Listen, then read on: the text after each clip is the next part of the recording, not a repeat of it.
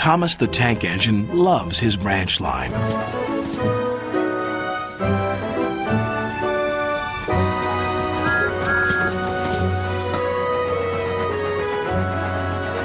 One day, when he stopped at a small station, some children looked sad. They've closed our playground and our favorite sand pit. Teacher says the sand is soiled and too dirty to play in. Please help us, Thomas. I'll see what I can do, replied Thomas kindly.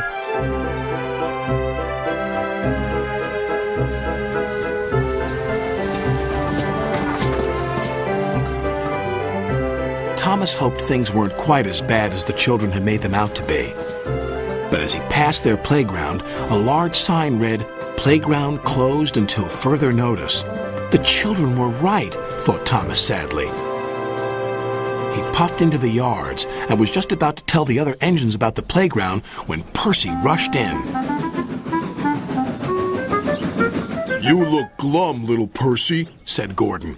Sir Topham Hatt told Driver that he's using Harold to show a visitor the island instead of using any of us engines. "Despicable," said Gordon. "Disgusting," snorted Henry. "Engines are meant to take visitors around our island, not that whirlybird thing," James exclaimed. Gordon was the first to see Harold. "Harold thinks he can go faster than me. I'll show him." Next, it was Henry's turn. "Sir Topham Hatt has chosen Harold because he thinks he's more important than me. Well, he's not. Harold can't fly through tunnels."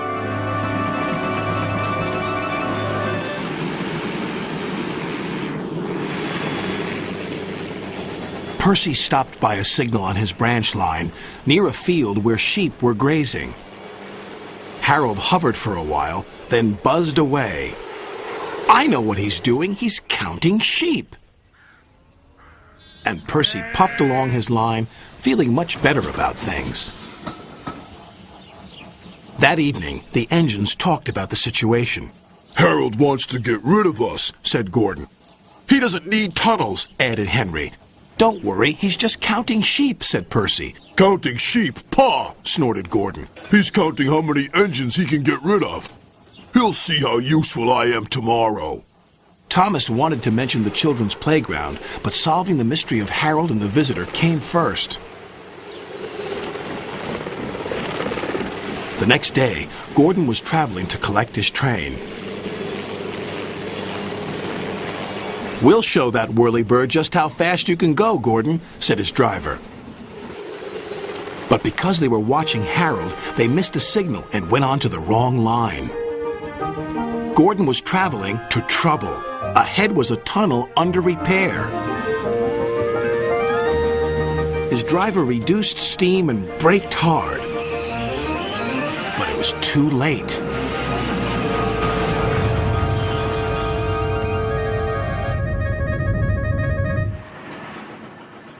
Later, Thomas pulled Gordon clear with the breakdown train. Sir Topham Hatt spoke severely to Gordon's driver. "Will Gordon be scrapped, sir?" asked Thomas sadly. "What makes you think that?" said Sir Topham Hatt. Thomas decided to pluck up courage. "Because the engines think the visitor is here to see if we can be replaced by Harold." Sir Topham Hatt laughed. "Well, the engines are wrong, and you shouldn't listen to rumors, Thomas. This gentleman is making a new playground for the children. It was easier to find a suitable site from up in the air." "And what's more," said the visitor, "that tunnel sand will be perfect for the playground. Sand we found by accident, you might say." Sir Topham Hatt still uses Harold to fly above the island.